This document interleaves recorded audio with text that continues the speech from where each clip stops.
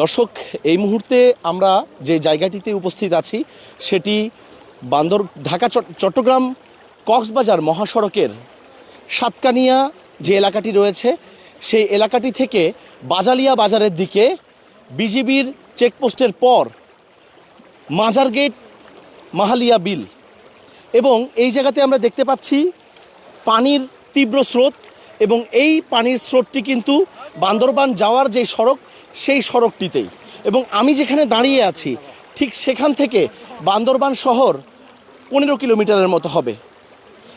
এখন এত রাতেও মানুষজন কিন্তু এখানে ভিড় করেছেন, কারণ এই স্থান থেকে সামনে কোনো ধরনের যানবাহন নিয়ে এগোনো অনেকটাই দুষ্কর হয়ে পড়েছে।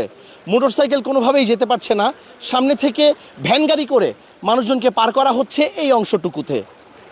এবং এখানে যে পরিমাণ পানির স্রোত আমরা দেখতে পাচ্ছি আপনাদের একটু দেখানোর চেষ্টা করব। এই স্থান থেকে সোজা চলে গেলেই বান্দরবান শহর, এবং এখান থেকে 15 কিলোমিটারের মতো দূরে হবে। যেই বান্দরবানের সাথে মূলত চট্টগ্রামের যোগাযোগ বর্তমানে প্রায় বিচ্ছিন্ন বললেই চলে। বিদ্যুৎবিহীন অবস্থা, খাদ্য, সুপেয় পানির সংকট, এবং বান্দরবানে বর্তমানে কিছু কিছু জায়গায় পানি উঠে গেছে কিছু ভবনের একতলা পেরিয়ে দ্বিতীয় তলা পর্যন্ত। এবং এখানে আমরা দেখতে পাচ্ছি যে বিলটি রয়েছে, এই বিল এবং রাস্তার যে পানি সেই পানি একসাথে মিলেমিশে গেছে। এবং এখানে যারা মানুষজন রয়েছেন তারা দেখা যাচ্ছে এই রাতের বেলাতেও কিন্তু এখানে মাছ ধরছেন। যেই জায়গাতে পানির যে স্রোত দেখতে পাচ্ছি এখানে কিন্তু তারা মাছ ধরছেন জাল দিয়ে এই মুহূর্তে। এবং বান্দরবানে আমরা যেটা জানতে পেরেছি, দোহাজারিতে যে সাঙ্গু নদীর যে বাঁধটি রয়েছে ঠিক সেখানে বর্তমানে সাঙ্গু নদীর পানি কিন্তু বিপদসীমা অতিক্রম করেছে, এবং টানা 6 দিনের ভারী বর্ষণ এবং উজান থেকে নেমে আসা পাহাড়ি ঢলে বান্দরবানের সাঙ্গু নদীর পানি বেড়ে বিপদসীমার উপর দিয়ে কিন্তু প্রবাহিত হচ্ছে, এবং এতে নতুন নতুন এলাকা কিন্তু প্লাবিত হওয়ায় জেলার সার্বিক পরিস্থিতির আরও অবনতি হয়েছে। আজও বিভিন্ন এলাকায় পানি কিন্তু বাড়তে শুরু করে, এবং জেলার প্রায় 34টি ইউনিয়নের মধ্যে 29টি ইউনিয়নেই কম বেশি কিন্তু প্লাবিত হয়ে গেছে, এবং বেশি ক্ষতিগ্রস্ত হয়েছে বান্দরবান সদর, লামা, আলীকদম ইত্যাদি। এই এলাকায় প্রায় 220টি আশ্রয়কেন্দ্রের মধ্যে বর্তমানে 54টিতে 4600 জনের মতো মানুষ কিন্তু ইতিমধ্যে আশ্রয় নিয়েছে, এবং পরিস্থিতি অনুযায়ী কিন্তু আরও নতুন আশ্রয়কেন্দ্র চালুর প্রস্তুত করা হচ্ছে বলে আমরা জানতে পেরেছি। এবং জেলা সদরের আর্মিপাড়া, ইসলামপুর, শেরেবাংলা নগর, কালাঘাট, বনরূপাপাড়া, কসাইপাড়া, ফায়ার সার্ভিস স্টেশন ইত্যাদি বিভিন্ন এলাকা, এছাড়াও গুরুগং, খিয়াংপাড়া, রোয়াজপাড়া, দুখিপাড়া, এবং জেলার থানচি, রুমা, রোয়াংছড়ি,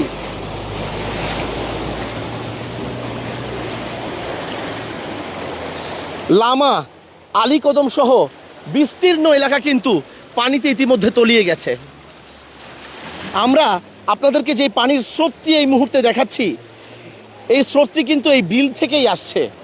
প্রচণ্ড রকমের পানির স্রোত বর্তমানে বান্দরবান যাওয়ার ঠিক যে অংশটি রয়েছে বিজিবি ক্যাম্পের পর মাজার গেট এলাকায়, ঠিক সেই স্থানে এখান দিয়েই কিন্তু বড় বড় যেই যানবাহনগুলো, বাস, ট্রাক ইত্যাদি চলাচল করে, এবং এখান থেকে 15 কিলোমিটার পরেই বান্দরবান শহর।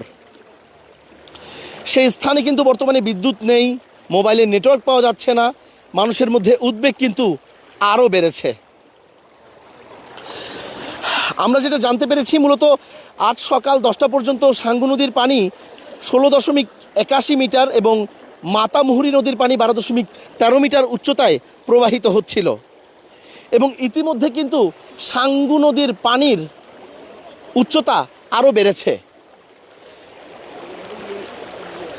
আমরা যেটা জানি রেল চলাচল বর্তমানে বন্ধ রয়েছে, কিন্তু আগামীকাল থেকে রেল চলাচলের কথা থাকলেও সাঙ্গু নদীর পানি যখন নামবে তখন আরও বিভিন্ন এলাকা কিন্তু প্লাবিত হওয়ার সম্ভাবনা থাকবে, এবং সেক্ষেত্রে রেল লাইন কতটা ক্ষতিগ্রস্ত হতে পারে সেটাও কিন্তু একটি দেখার বিষয়।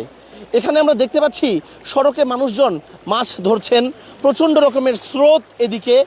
আমরা সামনে এগিয়ে যাওয়ার চেষ্টা করলেও আমাদের কিন্তু এখান থেকে সামনে এগিয়ে যাওয়া অনেকটাই দুষ্কর হয়ে পড়েছে। আপনাদেরকে একটু দেখানোর চেষ্টা করব, একটি গাড়ি আসছে এবং এই গাড়িটি আসার কারণে রাস্তায় স্রোতের পরিমাণ আরও অনেক বেশি বেড়ে যাচ্ছে। খুব কম পরিমাণ যানবাহন কিন্তু চলাচল করছে এই মুহূর্তে। বান্দরবানে আমাদের যারা প্রতিনিধিরা রয়েছেন তাদের সাথে আমরা যোগাযোগ করার বারংবার চেষ্টা করলেও তাদেরকে মূলত আমরা পাচ্ছি না, কারণ সেখানে বিদ্যুৎ নেই, মোবাইলের নেটওয়ার্ক নেই এবং তাদের সাথে যোগাযোগ করাটাই আমাদের জন্য অনেক দুষ্কর হয়ে পড়েছে। এই স্থান থেকে বান্দরবান পর্যন্ত যাওয়ার রাস্তাটা বড়ই কঠিন, কারণ এই মুহূর্তে পানির যে স্রোত আমরা দেখতে পাচ্ছি, এই বিল এবং মূল সড়ক এক হয়ে যাওয়ার যে ব্যাপারটা, সেটার কারণে কিন্তু অত্যন্ত ভয়ঙ্কর একটি পরিস্থিতির দিকে রূপ নিয়েছে বর্তমানে বান্দরবান এবং চট্টগ্রামের যেই সংযোগ সড়ক সেটিতে। আমরা এই রাস্তার শুরুতে প্রবেশ করার সময় দেখছিলাম কিছু ভ্যান গাড়িতে করে মানুষজনকে পার করানো হচ্ছে, কারণ এই যে তীব্র স্রোত, এই তীব্র স্রোতে আসলে হেঁটে সামনের দিকে যাওয়াটা কোনোভাবেই সম্ভব নয়। এছাড়া কিছু মোটর সাইকেল এই রাস্তা পার হওয়ার চেষ্টা করলে সেই মোটর সাইকেলগুলোকে দেখা যাচ্ছে এক পাশে পানির স্রোত টেনে নিয়ে যাচ্ছে।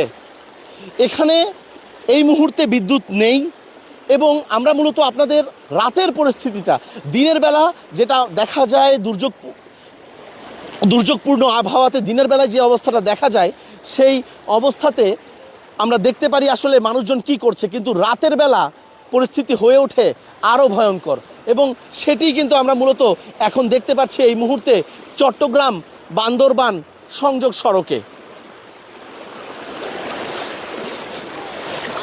দর্শক, আমাদের এই যে সড়কটি রয়েছে, এই সড়কটিতে আসলে মূলত দাঁড়িয়ে থাকাটা অনেক কষ্টকর, কারণ এখানে এই মুহূর্তে পানির যে স্রোত রয়েছে, এই স্রোত কিন্তু খুব জোরে টেনে নিয়ে যাচ্ছে এবং বান্দরবান শহরে প্রচুর ক্ষয়ক্ষতি হয়েছে। এছাড়াও রাস্তাঘাট থেকে শুরু করে অন্যান্য জায়গার কী পরিমাণ ক্ষয়ক্ষতি হয়েছে তাও কিন্তু নিরূপণ করা খুব কষ্টকর হয়ে যাচ্ছে।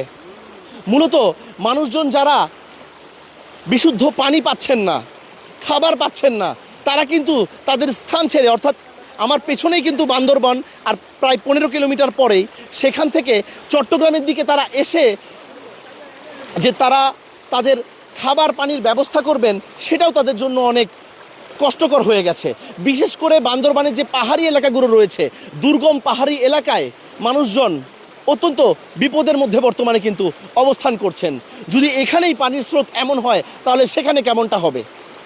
দর্শক, চট্টগ্রাম